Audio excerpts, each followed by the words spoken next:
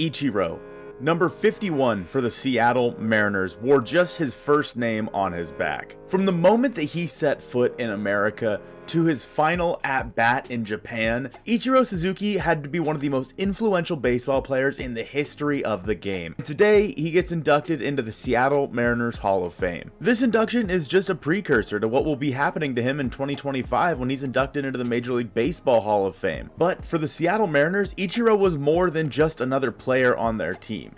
Ichiro was, and basically still is, the face for the Seattle Mariners in Japan. Every Mariners game that Ichiro was playing in was broadcast in Japan, and therefore the Seattle Mariners have a huge Japanese following. Not only that, but the face of the Mariners and arguably the face of baseball, Ken Griffey Jr., had just left Seattle, and they were looking for a new player to ride on the back of all the way to the postseason.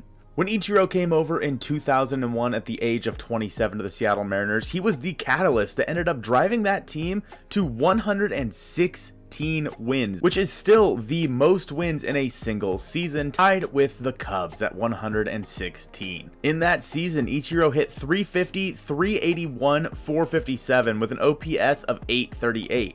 Interestingly enough, OPS Plus didn't really favor him all that much, as he had an OPS Plus of just 126. In that season, Ichiro had 242 hits with 69 RBIs and 56 stolen bases. Ichiro had only 53 strikeouts in 738 plate appearances. To put that into perspective, Eugenio Suarez leads all of baseball with basically 3 times that amount. Baseball's a whole different game, but it just goes to show how good Ichiro was. In fact, in 2001, he was an all-star, he was the MVP, he was the Rookie of the Year, he won a Gold Glove, and he won the Silver Slugger. From 2001 to 2010, Ichiro Suzuki was an all-star every single year for the Seattle Mariners and eclipsed 200 hits every single season. Not only was he an all-star and eclipsed 200 hits, but he also was a Gold Glover every single season that he was in Seattle from 2001 to 2010. Who could forget Ichiro Girl, or the Ichimeter Lady, or this famous quote that we're not going to play the whole thing of because there's some language in there you just don't want to hear.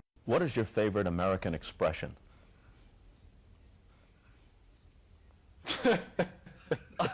August in Kansas City, it's hotter than...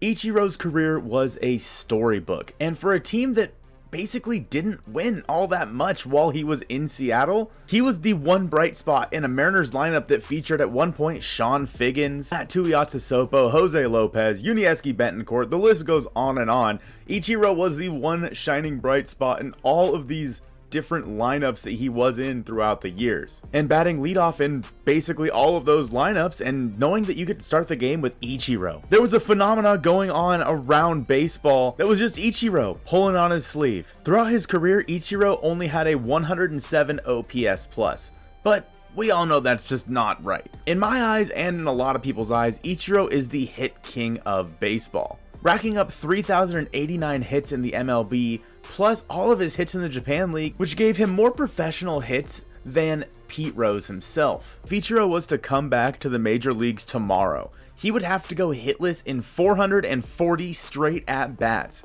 for his batting average to drop below 300. That would mean that Ichiro would have to come back and basically play like 80% of a season and not get a single hit. Whether it be a throw of something out of Star Wars, or his inside the park home run at the All-Star game in AT&T Park, Ichiro Suzuki's legacy will live on in baseball infamy forever. And as his storybook ending came back to Seattle for one final ride, Ichiro Suzuki got to take a trip back to Japan, where he played in just 2 games with 5 at-bats. He returned to his home country where he had been a superstar for so long, and it would seem just fitting for that to be exactly where Ichiro went when he retired. I was not bothered one bit waking up at like 2 a.m. to watch Ichiro play his final game in Japan. And I think that we all owe it to Ichiro as he finally gets inducted into the Mariners Hall of Fame and hopefully has his number retired by the Seattle Mariners very soon. Thank you, Ichiro, for making all those teams that we had to watch in the early 2000s bearable. His legacy as a Seattle Mariners legend will always be a bright spot in my past, and I know as a kid all of us had this poster up on the wall. Still, to this day, it is seemingly impossible to get Ichiro out of his batting gloves and out of his jersey, as his love for not only the game of baseball but also the city of Seattle and this team is exactly what you would be looking for in a player. And while Ichiro only got to experience the playoffs one time for the Seattle Mariners in his very first year in 2001, a new dawn is shining on the Mariners with a new player signing a mega extension in Julio Rodriguez, hoping to lead the Mariners to the playoffs for the foreseeable future. Go ahead and check out this video on the screen now. I appreciate you guys checking out this one. Thank you so much, Ichiro, for everything that you did for this team and this city, and go Mariners.